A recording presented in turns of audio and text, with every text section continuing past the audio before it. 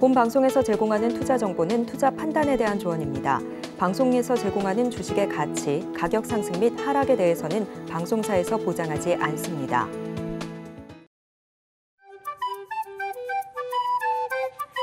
틈새에서 기회를 만들 수 있는 투자시장, 위기를 기회로 아는 만큼 보인다. 주식을 제대로 배워볼 수 있는 13시 투자스쿨 장학생 문다연입니다. 저희 13시 투자스쿨에서는요, 김선규 1타 강사님만의 전략적인 노하우를 통해서 투자에 대해서 A부터 Z까지 배워볼 예정이니까요. 끝까지 함께해 주시길 바라겠습니다. 저희 방송 실시간으로 소통 참여가 가능하십니다. 유튜브에 서울경제TV 검색하시고 채팅창 통해서 소통 가능하시고요. 24시간 함께할 수 있는 방법도 있습니다. 아래 보이시는 노란톡 QR코드를 기본 카메라로 스캔을 하신 뒤에 링크 클릭하시고 입장코드 1357 누르시면 되고요. QR코드 같은 경우는 방송 중에만 띄워드린다는 점 말씀도 드리겠습니다. 오늘 들어오시는 분들 한해서 선착순 30분들께 저희가 리포트도 준비를 하고 있습니다. 김선규 전문가님께서 직접 쓰신 리포트니까요. 받아보고 싶으신 분들도 아래 보이시는 노란톡 QR코드 통해서 받아가시면 좋을 것 같습니다. 오늘 전문가님 바로 인사드려볼게요. 전문가님 어서 오세요. 안녕하세요. 안전하고 확신하는 수익의 김선규입니다. 네, 지금 위아래로 굉장히 오전장 흔들고 있죠. 코스피도 그렇고 코스닥도 그렇고 생각보다 많이 힘듭니다. 이런 가운데서 여러분 절대 흔들리지 마시고 그리고 물량 절대 놓치지 마시고 13시 투자스쿨에서 여러분들과 함께 하겠습니다. 궁금하면 노란톡! 좋습니다. 자세한 시황부터 좀 체크를 해볼 텐데요.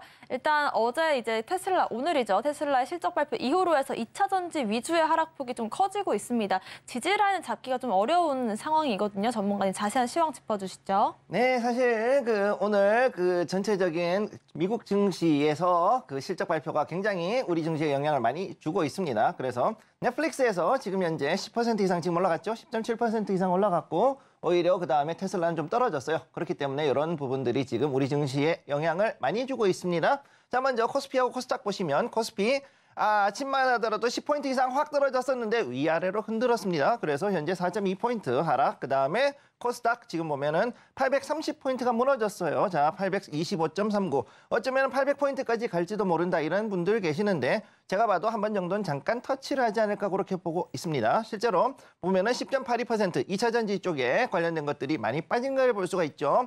자, 그러면 지금부터 일단은 코스피 수급부터 먼저 보겠습니다. 코스피 수급.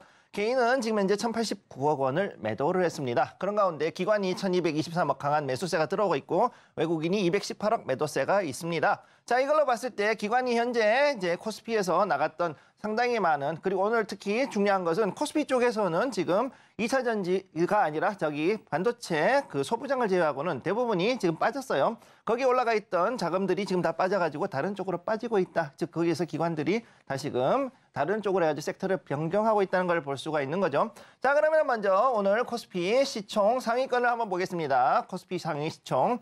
삼성전자 보합이죠. 아주 끝내주게 잘 지켜주고 있습니다. 생각보다 나쁘지 않아요. 그리고 SK하이닉스 2.54%.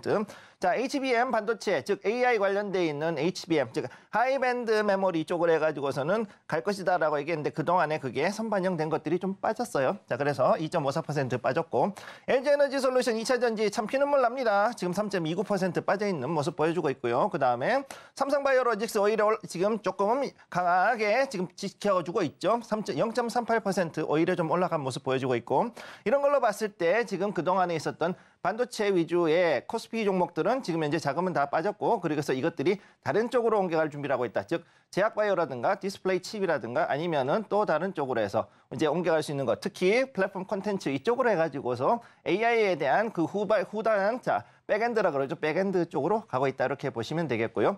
자, 그다음 이제 코스닥의 이제 수급을 보면은 개인이 2,488억을 사고 있는데 기관과 외국인 양 매도 들어왔습니다. 지금. 기관은 918억 원 매도, 그다음 외국인 1,336억 원을 매도하고 있는 모습 보여주고 있고 이에 따라서 지금 현재 2차 전지에서 빠지고 있는 부분에 대해서 개인들이 다시금 추가해서 에브리징 다운, 쉽게 얘기해서 지금 물을 좀 타고 있는 그런 모습을 볼 수가 있습니다. 자, 그러면 시가 총액 한번 보죠. 시가 상위. 코스닥 지금 에코프로 BM 4.6%, 에코프로 2.67%. 지금 보시면은 아주 2차 전지주 강하게 빠지고 있기 때문에 많은 홀더들, 개인 투자자님들 상당히 지금 많이 힘들어하시는 거 제가 알고 있습니다.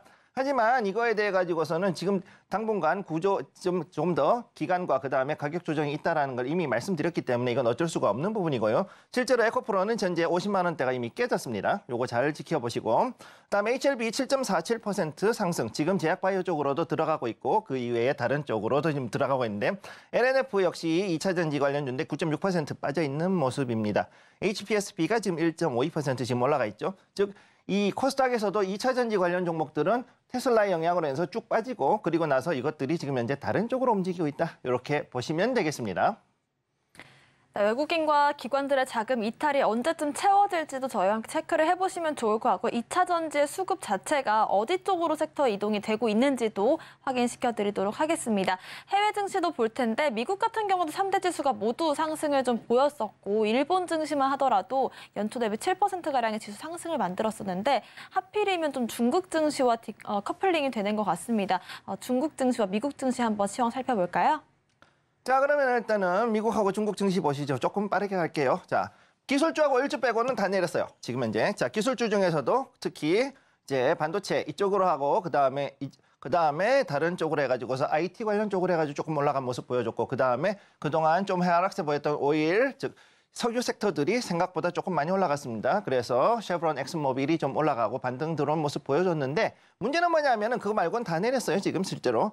테슬라부터 해가지고서는 자동차 관련주도 엄청나게 내렸고 특히 그쪽에서 전기차 부문들은 미국장에서는 10% 이상 내려간 종목들이 상당히 많이 나왔다. 그래서 2차 전지가 지금 그 영향도 지금 받고 있는 부분이 있다는 걸 기억을 해 두시고 그다음에 중국은 지금 다 풀어졌는데 게임만 안 풀어졌어요. 네, 이거 되게 중요합니다. 자, 이래서 오늘 생각보다 게임이 못 간 부분도 있는데 왜 게임이 안 가요? 중국은 어제 가지고서는 이 부분에 대해 가지고서는 자, 이제 그러면은 각종 제재들 완화를 좀 해줘야 되겠다라고 생각을 했는데 온라인 게임 부분만은 안 풀어졌습니다. 그래서 지금 파노 관련해 가지고서는 이런 관련 종목들이 생각보다 못 가는 이유가 바로 이런 어제 중국의 발표 때문에 그런 거죠. 자, 일단 한번 보겠습니다. 자, 먼저 미국장 보시면은요. 일단 다우존스, 다우존스는 조금 내렸어요. 여기서. 자, 보시면 좀 내린 거 볼 수가 있고 그다음에 나스닥 S&P 500, 그다음에 필라델피아 반도체 지수 3개 다 지금 다 그래도 올라간 모습 보여주고 있습니다. 근데 문제는 뭐냐? 여기 둘 다 음봉의 상승 마감했죠. 음봉의 상승 마감 뭐냐? 떨어질 준비. 왜 이렇게 됐느냐? 필라델피아 반도체 지수 2위에서 샛별 나왔죠. 위에서 샛별, 빨간색 양봉이지만 샛별 나왔습니다. 그러고 마감을 했죠.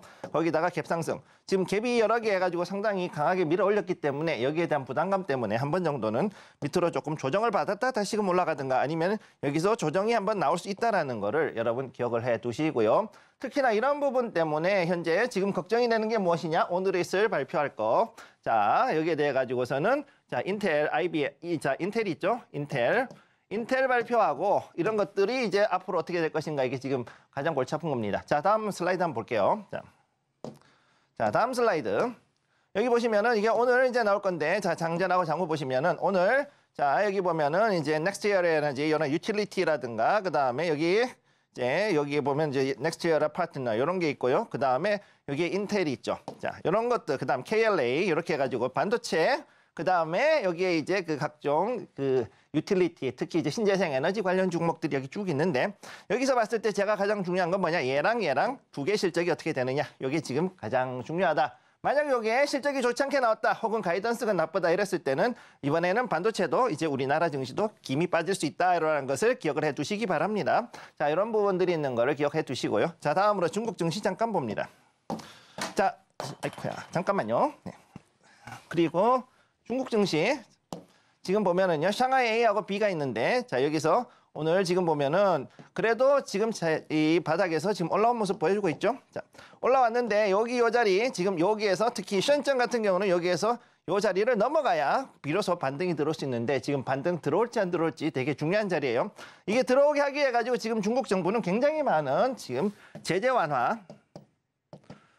완화하고 그다음에 각종 규제 완화를 지금 들어가고 있어요. 제재와 규제가 전부 다 완화를 들어가고 있는데 문제는 뭐냐면은 이렇게 규제를 완화하고 뭐 해도 이게 어느 정도까지 올라갔냐 그랬을 때는 생각보다 많이 올라가기 힘들다. 자, 요 선을 돌파해야 되고 여기도 요 선을 돌파를 해야 되는데 여긴 지금 샹하이 B 같은 경우는 좀 넘어갈 수 있지만 그렇지 못할 경우는 오히려 힘들 수 있다. 그리고 션전 이쪽에 있는 소규모 제조업 회사들, 특히 민영사들은 거의 뭐 맥을 못 추고 있는 현실이기 때문에 이걸 어떤 식으로 해결할지 지금 현재 중국 정부로서는 상당히 고민을 하고 있다. 이렇게 보시면 되겠습니다. 네, 일단 이번 주 남은 인텔의 실적 발표도 저희가 좀 지켜보도록 하고요. 향후 주가 향방도 한번 체크를 해보겠습니다. 추가적으로 중국 증시 같은 경우에도 반등 조짐들을 저희가 체크를 해볼 테니까요. 국내 증시뿐만이 아니라 해외 증시까지도 함께 공부해보고 싶으신 분들은 노란톡방 통해서 김성규 전문가님과 함께 공부해보실 수가 있을 것 같고요. 추가적으로 섹터에 대한 분석도 저희가 도와드리고 있습니다. 직접 집필해주신 테마 리포트까지도 노란톡방 통해서 받아보실 수 있다는 점 말씀을 드리면서 QR코드는 방송 중에만 나가고 있으니까요. 방송 중에 입장하셔서 들어보시면 좋을 것 같습니다. 저희와 함께 하실 수 있는 방법 다시 한번 화면으로 정리해 보겠습니다.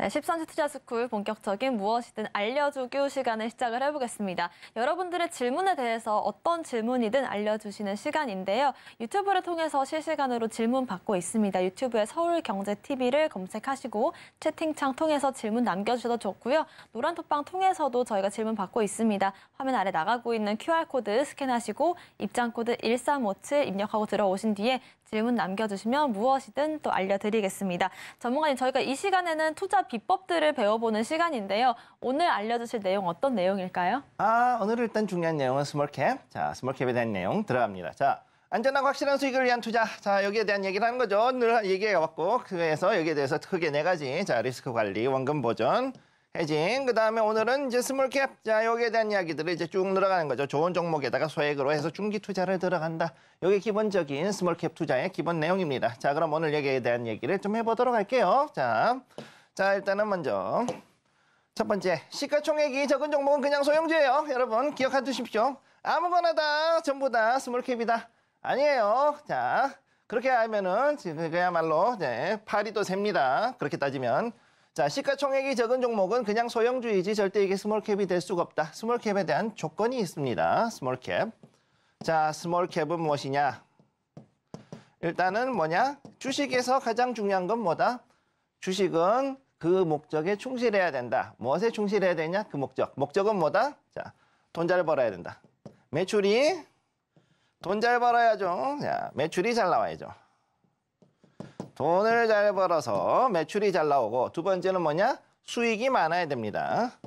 그래서 수익 창출을 해야 돼요. 많으면 많을수록 좋아요. 왜? 그래야 얘가 배당금을 많이 주니까. 자, 이게 가장 기본적인 주식의 기본 정의예요. 자, 기본 정의. 주식은 무엇이다?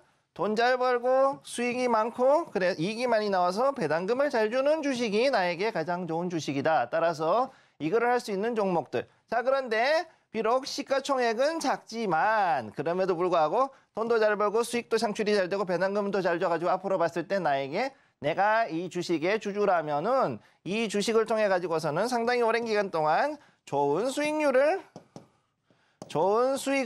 보장할 수 있는 이런 주식을 모든 사람들이 갖기를 원합니다. 실제로. 자, 그래서 전 세계에서 최초의 그 주식이 뭐였느냐? 주식회사가 뭐였느냐? 네덜란드 동인도 회사였죠. 네덜란드 동인도 회사. 오늘 참 역사 얘기합니다. 네덜란드 동인도 회사. 자. 전 세계 금융에서 유대인들과 이 네덜란드 사람들이 끼친 영향이 그야말로 무지막지하게 크고, 이 사람들은 나중에 어디로 가느냐? 미국까지 가서 현재 미국 금융까지 이거를 일으키는 기본이 바로 이 네덜란드 사람들하고, 그 다음에 여기에 같이 있던 유대인들이 같이 끼어 있었죠. 자, 요걸 좀 지우고 얘기를 들어갑니다. 그래서 이 당시에 네덜란드 동인도 회사, 네 동이라고 합시다. 자, 네덜란드 동인도 회사는 뭐라 그랬느냐? 자기들이 이제 그동안 해가지고서는 향신료 무역을 했다. 향신료 무역을 했는데, 자, 후추 하나 가져오는 거, 후추 하나 때문에 목숨 걸었죠, 사람들이. 네. 후추가, 네, 많은 사람들이 돈이 없어서 먹지도 못했지만 또 어떤 사람들은 이거 구하러 갔다가 목숨 잃은 사람도 많았어요. 누구들? 이 구하려고 배 타고 저기 인도까지 갔던, 동남아까지 갔던 그런 사람들은 가가지고서는 멸척이 가면은 한 두 척 돌아오면 잘 돌아왔습니다. 자, 10척 갔는데 2척만 왔어. 20%. 자, 이렇게 왔었단 말이죠. 자, 그래서 그 당시에는 어떻게 했었느냐. 자, 그 당시에는, 자, 너 이제 1번부터 10번까지 이제 배가 있어요.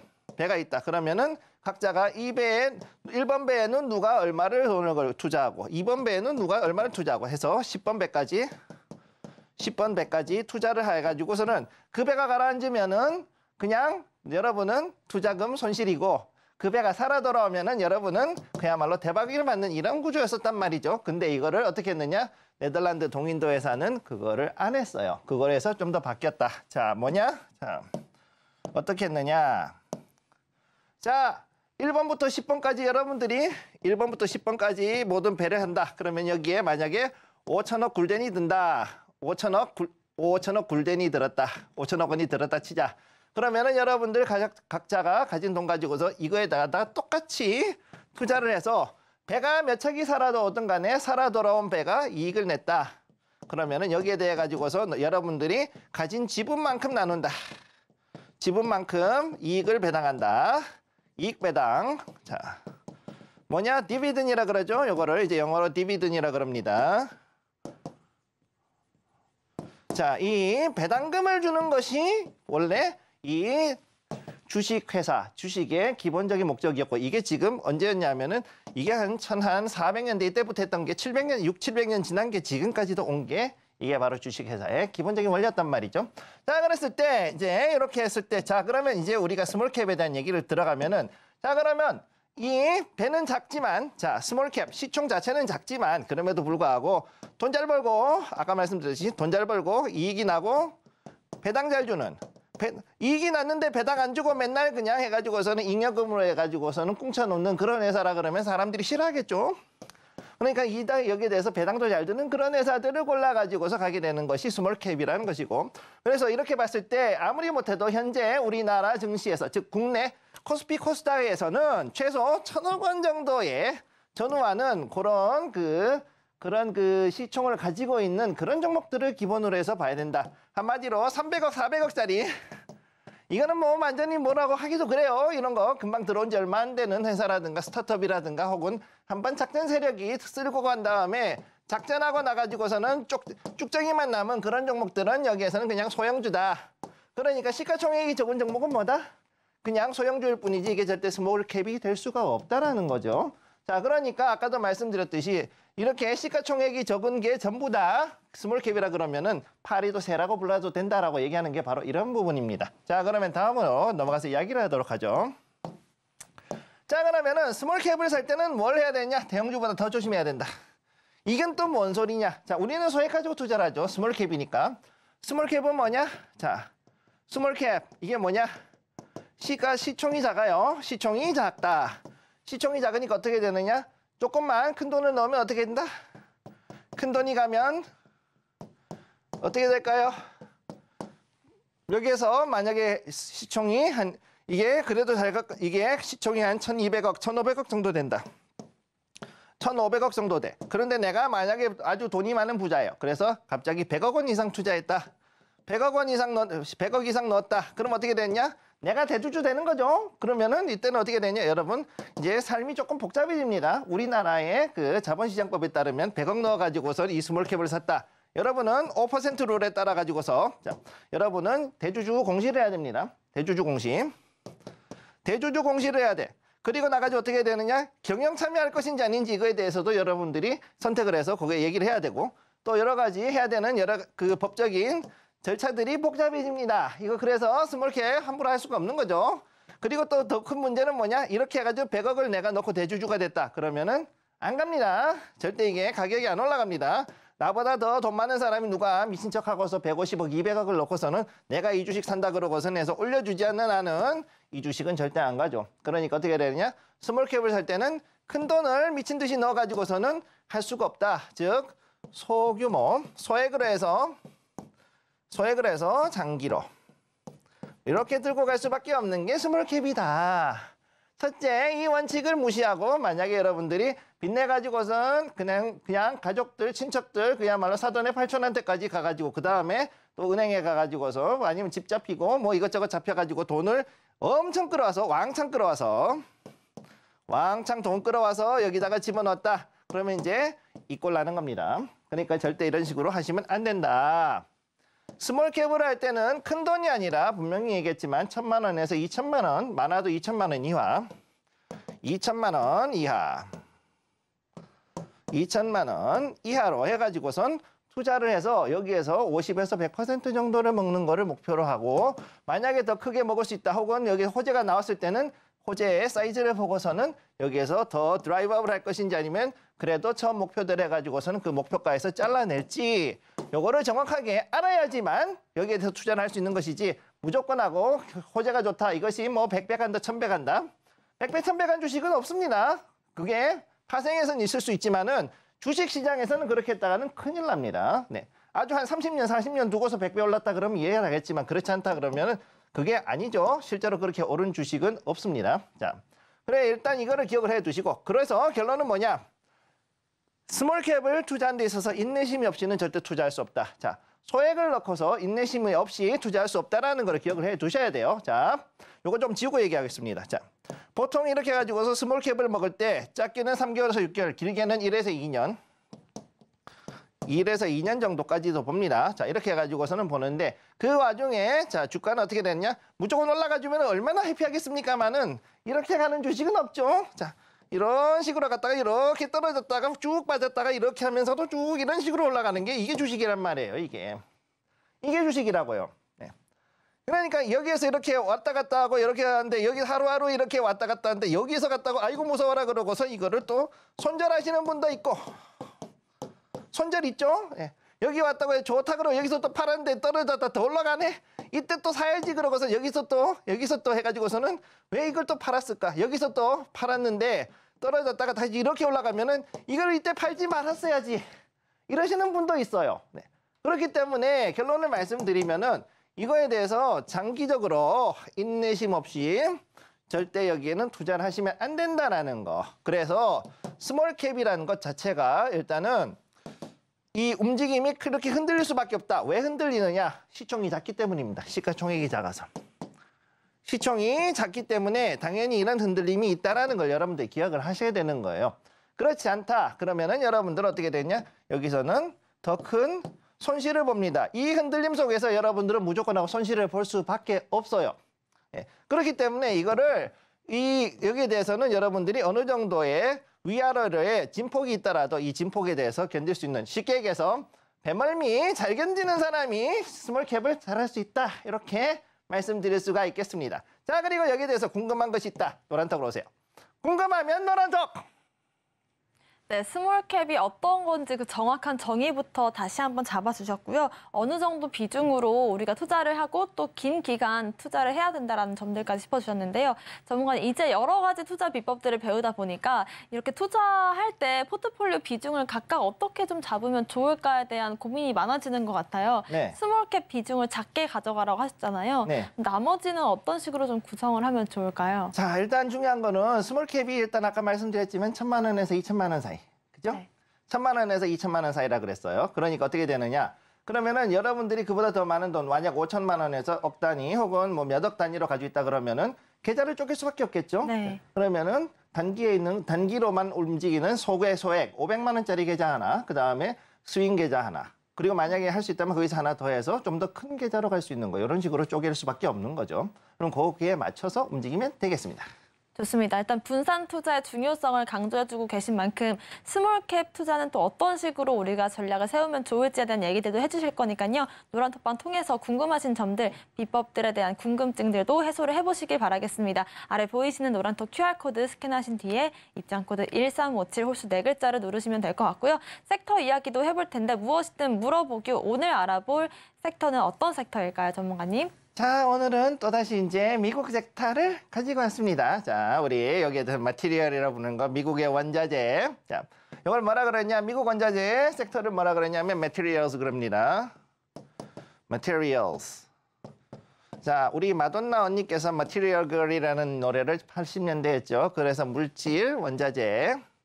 자, 이런 얘기로 이제 들어가는 거예요. 그래서 미국의 원자재 섹터에 대한 얘기를 지금부터 들어가도록 하겠습니다. 자, 미국의 원자재. 자, 이게 참 미국은 참 복받은 나라예요. 없는 게 없어요. 막 이제 패권을 가지기 위해서 자, 이제 전 세계 글로벌 패권에서는 기본적으로 하는 게 뭐가 있냐? 2가지가 있죠. 첫째는 식량이요. 두 번째는 에너지요. 에너지. 자, 요거에 대한 건데 미국은 이걸 2개 다 가지고 있죠. 예. 자기들도 먹고 남아가지고 식량 수출하고 있고 에너지도 자기들 다 집어다 쓰고 있지만 그래도 여전히 매장량으로 봤을 때 전 세계 최고죠. 그리고 이게 돼 가지고서는 다른 나라에서 또 수입을 해가지고 남의 거 먼저 쓰고 내 거 나중에 쓰는 아주 내 거는 내 거고 네 거도 내 거 이 아주 그 좀 이런 에너지 전략을 쓰고 있습니다. 거기다가 또 없는 게 없는 미국인데 또 여기서 뭐냐 히토리오부터 시작해가지고서 각종 그 물건들이 없는 게 없어요. 원자재도 되게 많습니다. 여러분들이 놀라시는 가장 얘기하면은 놀라 자빠질 내용 중에 하나가 뭐냐? 1990년대 미국은 리튬 생산 1위였습니다. 네, 리튬 생산이 미국 1위였어요. 생산이 1위였어요. 이 당시에. 네. 왜 그랬느냐? 이 당시에 우울증 치료제로 쓰는 약의 원료가 뭐였냐면 탄산 리튬이었습니다. LiCO3.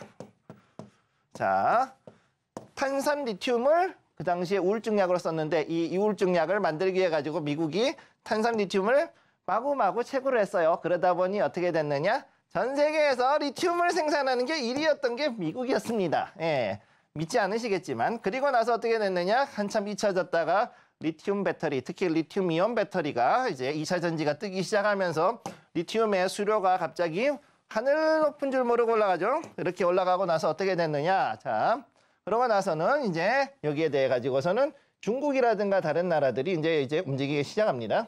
자, 그렇기 때문에 이 원자재들을 가지고서는 이제 움직이게 되는데 자, 이 미국이 하는 얘기 우리가 원자재가 없는 게 아니야. 뭐 돈이 안 돼서 우리는 안 캘 뿐이다. 자, 돈이 안 돼서 안 캐는 거지 사실은 없는 게 아닙니다. 지금 이렇게 얘기를 하고 있는 거죠.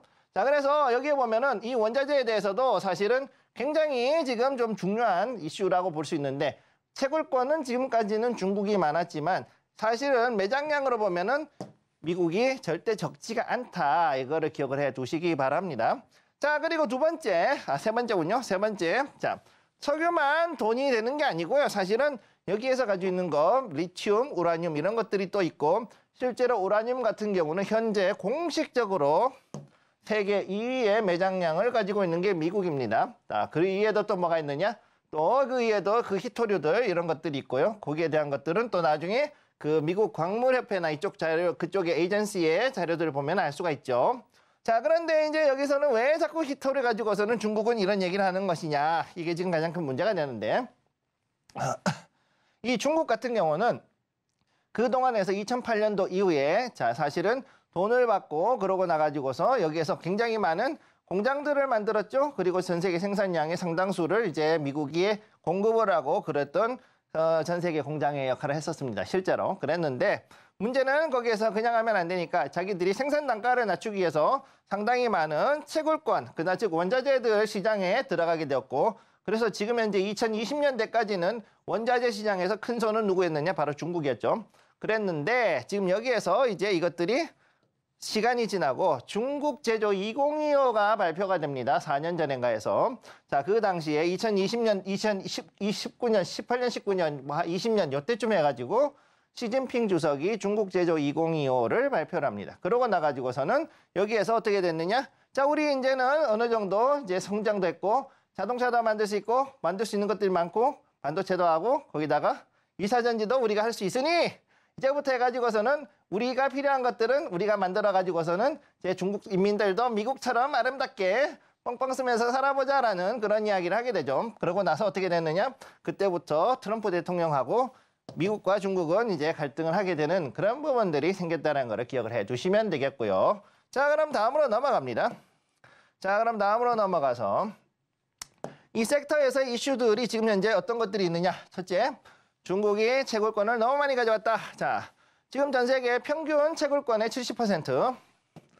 채굴권이에요. 채굴권이란 건 뭐냐? 광산에 대해 가지고서 아니면 어떤 그 금액이 있을 때 거기에 대해 가지고 채굴권을 이제 권리를 돈 주고 사고 파는 거죠. 근데 거기에 대한 것들에 중국이 너무 많이 가져갔다. 평균 70%, 많게는 거의 뭐 혼자 독점하다시피 100%까지, 흑연 같은 경우는 100% 가까이 됩니다. 실제로.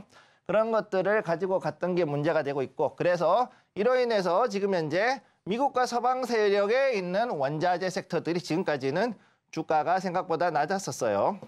그랬는데 절대 미국이 놓치지 않는 원자재가 두 가지가 있죠. 첫째는 뭐냐면 금. 금에 대한 것은 지금 현재 절대 안 줍니다. 이거는 무조건 하고 뉴먼트부터 시작해가지고서 미국 내에 있는 금 관련 섹터들이 여기가 다 쥐고 있기 때문에 이 금 관련 섹터들 지금 현재 실적은 좀 안 좋지만 그럼에도 불구하고 앞으로도 좀 봐야 되는 게 미국의 금 섹터 잘 보셔야 되고, 두 번째는 뭐냐? 구리.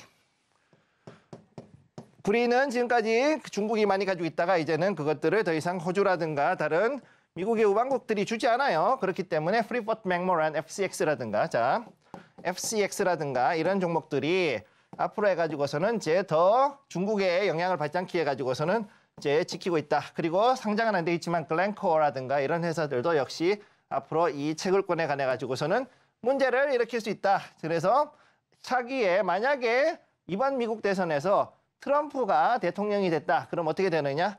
이 금, 구리, 리튬 엄청난 그 무역 분쟁의 씨앗이 될 것이다. 이렇게 보시면 되겠고, 여기에 관련해서 희토류 관련된 것들, 희토류도 충분히 분쟁이 중국이 다시금 여기에서 카드로 쓰면은 시끄러워질 수 있다는 걸 기억을 해 두시기 바랍니다. 자, 그리고 두 번째, 채굴이라는 게 어디 그렇게 금방 되느냐? 당연히 안 되죠. 자, 채굴이라는 걸 생각을 해보면은 첫째, 광맥 찾는 게 첫 번째예요. 광맥 찾고, 광맥 찾아서 땅 파고, 그래서 시추해서 광리해서 여기에서 얼마 정도 나올 것 같아라는 게 이제 확인이 돼야 되는 거죠. 석유하고 또 다른 지주리 기술이 필요하고, 그렇게 해서 찾고 나면 어떻게 되느냐? 여기에 대해 가지고서는 이제 땅 사야죠. 부지. 땅 사고 여기다가 이제 시설 넣고 여러 가지를 해야 되는 겁니다. 그런 것들이 지금 필요한 게 또 이제 하는 거라서 이것도 역시 시간이 좀 걸릴 수 있다. 그 다음 세 번째, 돈 되는 광산도 케바케다. 자, 찾았는데 이게 생각보다 광맥이 크지가 않아가지고 돈이 안 돼. 돈이 되느냐 안 되느냐. 이거 되게 중요하죠. 자, 이런 것들 부분도 잘 지켜봐야 된다. 특히 어떤 부분이 있느냐? 백금, 팔라듐.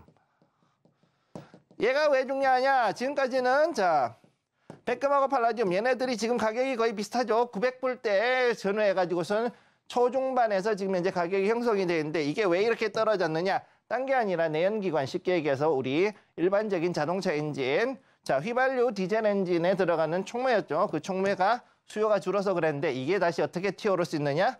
얘는 수소 관련해가지고 수소 촉매로 또 쓸 수가 있어요. 둘 다. 네. 그런 상황이다 보니까 이게 만약 수소 관련 종목들이 뜬다 그러면은 얘네들의 수요도 미친 듯이 올라가게 되죠. 현재 전 세계에서 남아공, 그 다음에 러시아가 거의 전 세계 50% 이상의 그 생산량을 차지하고 있는데, 그럼 여기에서 이것들이 과연 어떻게 될 것인가 이런 것도 좀 지켜볼 필요가 있는 거고, 마지막으로 꺼진 불도 다시 보겨 했는데 이게 대박이 났어요.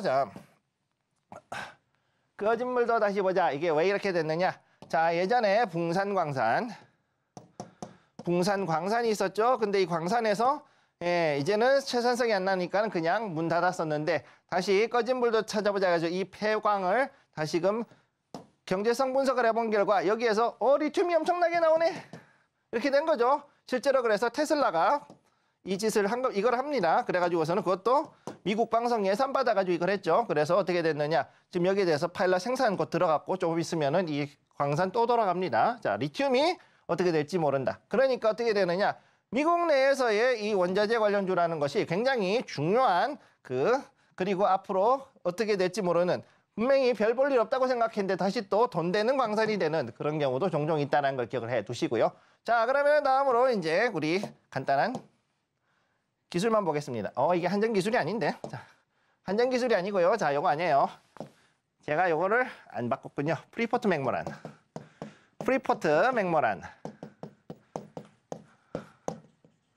자, 프리포트 맥모란 FCX라는 회사입니다. 자, 이렇게 돼 있어요. 요거 지금 이렇게 해가지고서는 움직이는 건데, 요걸로 봤을 때 현재 여기서는 자, 옆으로 쭉쭉쭉쭉 이런 식으로 이제 요게 이제 구리 관련주입니다. 구리. 요거는 구리 관련주.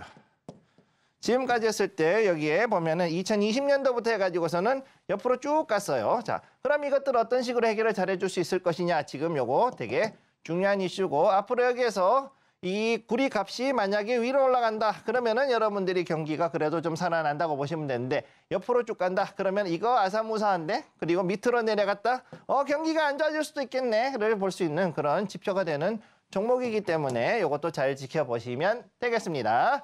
궁금하면 노란톡. 네, 미국의 원자재 관련된 오늘 섹터 들어봤는데요. 원자재라고 한다면 히토류라든지 뭐 구리 여러 가지로 엮일 수가 있을 것 같습니다. 관련해서 궁금하신 점들이 있다라고 하신다면 노란톡방 통해서 추가적인 공부도 가능하시고요. 노란톡방 선착순으로 입장하시는 30분들께 저희가 선물을 또 준비하고 있습니다. 김성규 전문가님께서 직접 올해 유망한 섹터 4가지를 선정을 해주셨는데요. 에너지와 자동차, 전기 테마, 그리고 반도체와 AI 플랫폼 테마에 대한 자료 분석집입니다. 요즘 반도체가 워낙 핫하다 보니까 앞으로의 전망은 어떻게 될 것인지 궁금하신 분들도 계실 텐데, 그 전망에 대한 노하우와 인사이트가 담겨 있는 자료집이라고 할 수 있겠고요. 유망하게 보고 계시는 종목들도 각각 5개씩 담아주셨습니다. 있으니까요. 입장하셔서 받아보시면 좋을 것 같습니다. QR코드 방송 중에만 띄워드리고 있으니까요. 지금 바로 스캔하셔서 입장코드 1357 홀수 4글자 누르고 들어오시면 확인해보실 수가 있을 것 같습니다. 오늘 강의의 핵심 내용 화면으로 정리해보겠습니다.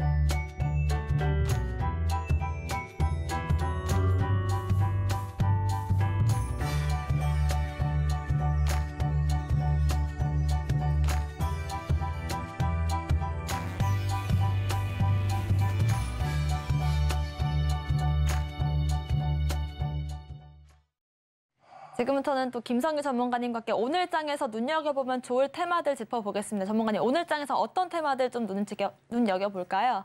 오늘 일단 지금 미국 주식이 생각보다 조금 혼조세에 들어왔는데, 자, 일단 중요한 거 오늘의 테마 봤을 때 반도체 소부장, 그다음에 넷플릭스, 그다음에 이쪽으로 해서 로봇, 이렇게 해가지고서는 보통 3개 정도가 지금 움직였고, 그 뒤에 또 여러 가지 다른 것들이 또 지금 움직인 것들이 많이 있어요. 그리고 제약바이오도 일부 후반에 들어오면서 그러니까 11시 넘어서부터 해가지고 제약바이오도 좀 들어온 모습을 좀 보여줬습니다. 그래서 일단은 아직까지는 반도체 소부장 그리고 넷플릭스의 실적이 나오고 난 다음에 이게 주가가 급등하면서 관련 종목들 뭐 사마 네트워크스라든가 뭐 이런 것들이 다음에 또 이제 관련돼 있는 다른 콘텐츠 관련 종목들이 떠오르는 거를 볼 수가 있었죠.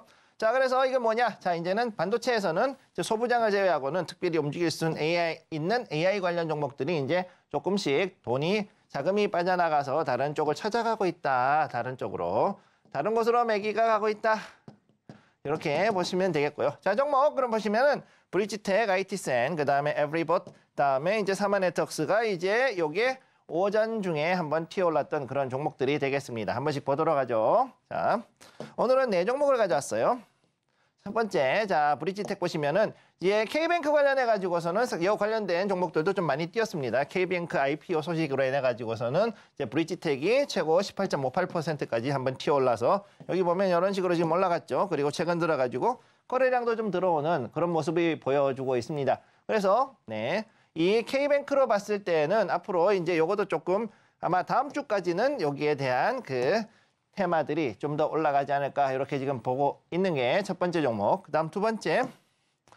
자, 두 번째로 IT센입니다. IT센. 자, 실물금속 STO테바. 자, 실물금속 관련해 가지고서는 조각투자라 그러죠. 조각투자. 여기에 대한 것들이 특히 이제 많이 하고 있는데 여기에서 AI도 있지만 이 IT센 같은 경우에는 AI도 있고 그다음에 BDX라는 요 종목들도 이제 들어가고 있고 그다음에 STO 이렇게 세 가지가 보통 테마로 연결이 돼 있어요. 그렇기 때문에 이런 부분에 대해 가지고서 봤을 때도 생각보다 이 그 테마 이런 것들을 이런 그 복합 테마라 그러죠.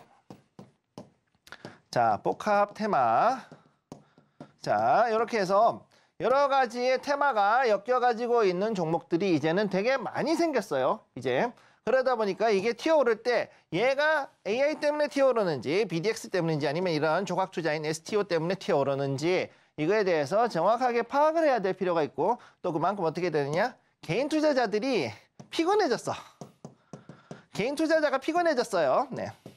되게 피곤해졌어요. 그러니까 여기에 대한 것들을 보면은 자, 테마가 뭐냐? 얘가 이 종목 하나 했을 때 이 종목이 한 5개, 심지어는 많게는 10개 이상의 테마를 지금 가지고 있는 그런 종목들도 실제 스몰캡 분야 중에서는 좀 있다라는 거죠. 그러니까 어떻게 되느냐? 스몰캡을 이따가 말씀드리겠지만 스몰캡으로 잠깐 말씀드리면 이게 테마가 많으면 많을수록 튀어오를 수 있는 여지가 많다. 그 대신 어떻게 되느냐? 위아래로 흔들 수 있는 여지도 그만큼 많다라는 거를 기억을 해주셔야 되는 거죠. 그러다 또 갑자기 확 튀어오르고 상한가 가기도 하고 이러는 상당히 좀 뭐라 그럴까 아주 널뛰는 종목이라 이렇게 보시면 되겠습니다. 자, 그래서 여기 보시면은 자 이렇게 해가지고선 쭉 올라가는 한마디로 널뛰는 종목이죠. 얘도 IT센. 그래서 이런 식으로 갔던 거를 볼 수가 있고요. 또 여기에서 봤을 때 지난달부터 해가지고 거래량이 상당히 많이 들어온 것도 볼 수가 있겠습니다. 자, 다음으로 보도록 하죠. 다음.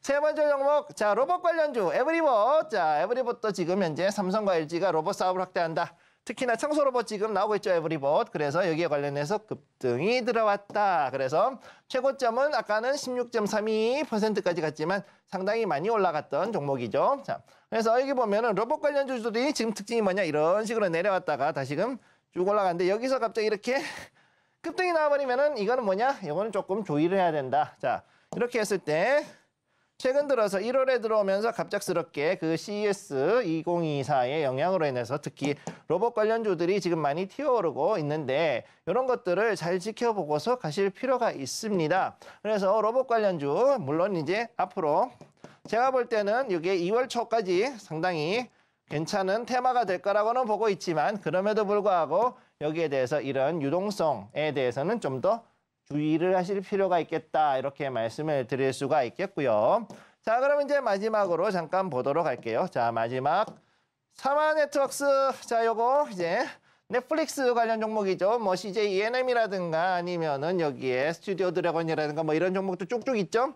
네, 이 넷플릭스 호실적에 따라서 이제 그러면 앞으로도 넷플릭스에서 뭐 이거 여러 가지가 나오니까는 그거를 볼 수 있겠네 해서 여기서 이제 돌릴까 말까 하고 있는 자리인데 여기서 지금 상당히 강하게 올라갔어요. 16.32%까지 올라갔고 요 종목은 제가 봤을 때는 아직은 조금 더 기다릴 필요가 있다. 자, 사마네트웍스라든가 이런 넷플릭스 관련주, 즉 컨텐츠 관련 종목들의 특징, 컨텐츠 섹터라고 보죠. 자, 본업이 이거니까 콘텐츠 섹터들의 특징이 뭐냐 하면은 일단 떴다 하면 확 떠오르고 떨어질 때는 미친 듯이 떨어진다. 자, 이런 거에 대한 가장 큰 미국의 종목이 어떤 게 있냐? 라이언스 게이트라고 있습니다. 라이언스 게이트.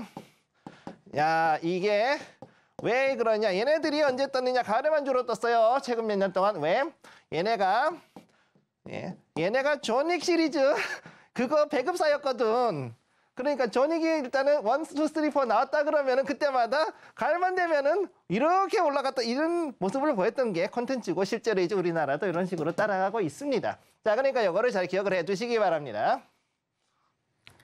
네, 좋습니다. 오늘 같은 경우는 반도체와 소보장, 또 넷플릭스 관련주들과 로봇 관련주들까지 다양하게 지금 테마가 형성이 되어 있는 것 같은데요. 이 네 가지 테마들 중에서 전문가님께서 보시기에 이 테마는 조금 앞으로의 움직임이 기대가 된다라는 그런 테마 몇 가지, 두 가지만 한번 짚어주실까요? 네, 일단 첫 번째 그 넷플릭스 그리고 특히 콘텐츠 관련된 종목들 이게 첫 번째로 좀 중요하다. 요거 무슨 말씀을 드리고 싶고 이제 지금 앞으로 갔을 때 다음 종목으로 들어갈 수 있는 게 갈 수 있는 게 바로 그 테마가 될 거고요. 그다음 두 번째는 뭐냐면 역시 이제 로봇인데 로봇 관련 종목들은 지금 특히나 스마트 팩토리하고 앞으로 연결이 돼가지고 더 크게 호재를 만들어서 올라갈 수 있기 때문에 이 두 가지 부분 지켜보실 필요가 있겠습니다. 네, 좋습니다. 넷플릭스 같은 경우에는 최근에 또 테마가 형성된 부분들도 새로 생긴 것 같고 로봇 관련주들 워낙에 작년부터 주도 테마로서 자리를 잡고 있었지만 스마트 팩토리와도 연결될 수 있다는 점 참고를 해보시면 좋을 것 같습니다. 오늘의 히든 종목 알아보기 전에 지난 히든 종목들 벌써 수익률이 좋거든요. 히든 종목들 한번 알아볼 텐데 자세한 히든 종목 리뷰도 해주실까요? 네, 그러면은 먼저 수익 보신 분들 축하드리고요. 첫 번째 슈프리마부터 보겠습니다. 27,800원 현재 800원 지금 상승해서 2.96% 올라갔죠. 장중에 상당히 또 많이 올라갔었고 어제도 많이 올라갔는데 지금 현재 19.22% 수익을 내고 있는 그런 종목입니다. 네, 단기간으로 종목으로 봤지만은 이 종목이 현재 AI 보안 관련 종목을 해가지고 상당히 많이 올라가고 있기 때문에 이 종목은 앞으로도 조금 더 올라갈 수 있다. 하지만 제가 봤을 때 장기 홀드하는 건 조금 위험하고 지금 현재에서 조금 이제 떨어질 수 있기 때문에 만약에 여기서 음봉이 조금 더 나왔다 싶으면은 정리하시는 게 나쁘지 않을 것 같기도 해요. 자, 그 다음으로 해가지고선 두 번째로 보시죠. 자, 우리 메가스터디 교육. 자, 요걸 일단 보도록 하겠습니다. 요것도 지금 현재 올라갔죠. 자, 2.5% 오늘 올라가서 상당히 등치가 조금 있는 중형주인데 올라갔어요. 그래서 1,500원 오늘 상승했고 2.5% 상승한 상황입니다. 자, 여기에서는 저는 일단은 요거는 중장기로 제가 간다고 말씀을 드렸었죠. 자, 메가스터디 교육 지금 생각보다 나쁘지 않고 여기에서 떨어졌다가 다시 이제 눌림목 잡고 올라가는 모습 보여주고 있습니다. 자, 그래서 이게 매물대에서 걸리고 다시금 떨어지지 않을까 이렇게 생각하시는 분들이 있는데 제가 이걸 말씀드리는 거는 이게 AI하고 분명히 연결되는 부분이 나올 것이다. 왜? 이미 작년부터 해가지고서 AI 관련된 종목들이 미국에서는 교육 관련된 프로그램들하고 연결이 돼가지고 보통 300에서 500%까지 튀어올랐던 경우들이 많이 있거든요. 자, 그래서 그런 부분들을 봤을 때는요. 앞으로 이 메가스터디 교육 같은 이런 교육 대장주, 특히 온라인 교육 대장주 같은 경우는 충분히 더 올라갈 여유가 있다라고 보고 있고 앞으로 이거에 대해서도 좀 더 장기로 들고 가실 것이 괜찮다 이렇게 말씀드리겠습니다. 자, 궁금하면은 노란톡. 네, 좋습니다. 이번 달에 공략했던 두 종목들 한번 리뷰로 만나봤는데 슈프리마 같은 경우는 1월 달에 편입을 했는데 지금 한 열흘 만에 20% 가까운 수익률을 만들고 있습니다. 추가적인 가격 전략들은 노란톡방 통해서 도와드릴 예정이고요. 오늘의 히든 종목도 바로 만나보겠습니다. 힌트 주시죠. 자, 그러면 오늘의 히든 종목 한번 보도록 하죠. 자, 첫 번째. 자, 글자는 4개. 자, 이렇게 있죠? 자, 기초, 그리고 색조 화장품. 자, 화장품 관련주입니다. 화장품. 자, 화장품인데 특히나 기초하고 색조 화장품 관련 종목이죠. 이 회사는 원래는 어떻게 됐느냐. 자, 로드샵 출신입니다. 한마디로 길바닥 인생이죠. 길거리 파이터로서. 자, 그래서 길에서 많은 사람들한테 팔다가 이게 인기가 생기니까는 이게 회사가 되고 난 다음에 상장까지 해가지고 지금 현재 아직도 상당히 젊은 우리 여성분들에게 꽤 인기를 얻고 있는 그런 종목이라고 보시면 되겠고요. 또 여기에서 지금 봤을 때는 생각보다 매출과 이익이 되게 좋습니다. 그래서 여기에는 지금 현재 이 회사는 11개의 자회사가 존재를 해요. 11개의 자회사가 존재를 하고 있고 그 회사들을 통해 가지고 건강기식, 자, 건강기능식품, 그 다음에 펫푸드, 자, 반려동물용 펫푸드 이런 것들도 들어오고 심지어는 신사업에 대해 가지고서는 이제 어느 정도 자금을 주는 신사업에 대한 금융업, 즉 벤처 캐피탈 역할도 이 자회사들을 통해서 하고 있는 것이 상당히 재미있는 특징주라고 볼 수가 있는데요. 자, 그러면은 여기에 대해서 자, 오늘의 종목 요거 주봉입니다. 주봉을 한번 보시게 되면 자, 이 주봉 자, 내려갔죠. 화장품들 지금 쭉 내려갔습니다. 한마디로 2000년도 코로나 이후에 이렇게 떨어졌는데 생각보다 그래도 많이 안 떨어지고선 잘 버텨줬던, 그래서 여전히 이거의 저가였고 그 다음에 로드샵 출신이었기 때문에 중저가로서 상당히 버텨줬던 종목이라고 볼 수가 있는 거죠. 그래서 지금까지 이렇게 내려와서 여기에서 바닥을 잡아주고 요 자리에서 계속 이제 유지를 해오다가 서서히 이제 요 자리, 여기에 이 자리를 넘어가려고 하고 있는데 200일선을 드디어 돌파를 했습니다. 자, 200일선을 돌파를 했기 때문에 여기서부터 과연 이 추세가 올라갈 수 있는지 없는지를 잘 지켜볼 필요가 있고 역시 이 종목도 그냥 보는 것보다는 조금 길게 보시는 게 나쁘지 않을 것이다. 이게 딱 전형적인 이제 스몰캡이다. 이렇게 보시면 되겠습니다. 자, 궁금하시면 노란톡으로 와주세요. 네, 오늘의 히든 종목까지 이렇게 만나봤고요. 자세한 히든 종목의 종목명과 가격 전략 같은 경우에 저희가 노란톡방 통해서 제시를 해드리겠습니다. 방송 중에만 띄워드리고 있는 QR코드를 스캔하시면 되고요. 입장 코드는 1357에 걸려 있습니다. 홀수 4글자 누르고 들어오시면 좋을 것 같습니다. 오늘의 히든 종목 다시 한번 화면으로 정리해 보겠습니다.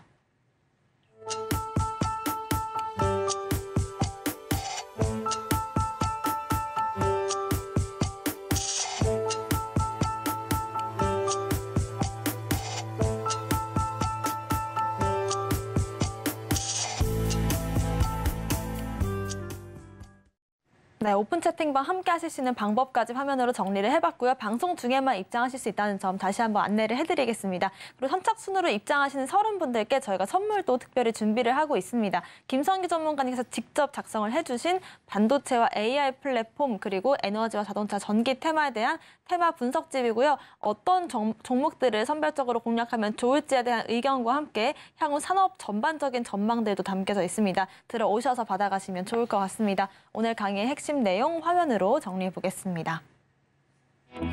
13시 투자스쿨 오늘의 핵심 정리입니다. 오늘의 무엇이든 물어보기 시간에서는 미국의 원자재 관련된 섹터들을 짚어봤고요. 오늘장 테마로서는 반도체 소부장, 넷플릭스와 로봇주들 주목해봤습니다. 넷플릭스는 향후 새로운 테마로서 로봇주들은 스마트 팩토리와도 연결될 수 있다는 점 참고를 해보시면 좋을 것 같고요. 오늘의 히든 종목은 기초와 색조 화장품 관련된 종목입니다. 자세한 가격 전략과 종목명은 노란톡방 통해서 확인하실 수 있습니다. 저희가 방송 중에 드리는 정보는 전문가님의 조언일 뿐입니다. 참고만 하시길 바라겠고요. 서울경제TV와 서울경제신문을 사칭한 피해도 조심하시길 바라겠습니다. 오늘 저희가 준비한 소식은 여기까지입니다. 시청자 여러분 고맙습니다.